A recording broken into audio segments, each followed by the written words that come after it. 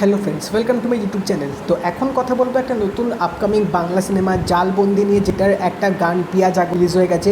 এবং এই ফিল্মটা দিয়ে কিন্তু বাংলাতে একটা নতুন হিরোর আবির্ভাব ঘটতে চলেছে, যার নাম হচ্ছে প্রিন্স প্রাচুর্য। তো চলো আগে দেখে নেওয়া যাক পিয়া জাগো গানটা কীরকম হলো, তারপরে কথা বলবো তোমাদের সাথে এই গানটা নিয়ে।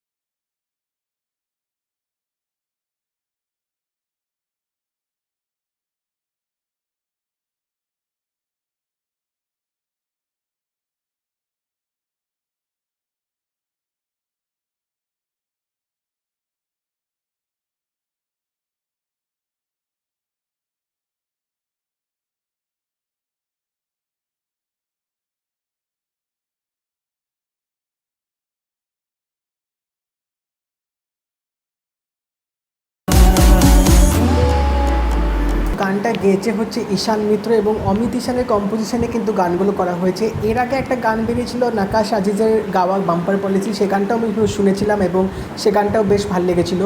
তো এখনও অবধি যে দুটো গান রিলিজ হয়েছে, দুটো গানই কিন্তু বেশ শুনতে ভালো লাগছে। এই গানটা একটু অন্যরকমের বানানো হয়েছে।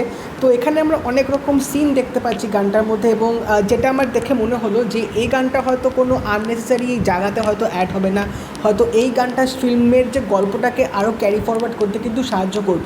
এবং অনেক ভালো ভালো অ্যাক্টার্স আছে ফিল্মটার মধ্যে, এবং যেহেতু এটা সমরেশ মজুমদারের নোবেল থেকে নেওয়া হয়েছে, তো গল্প অবভিয়াসলি ভালো হবে।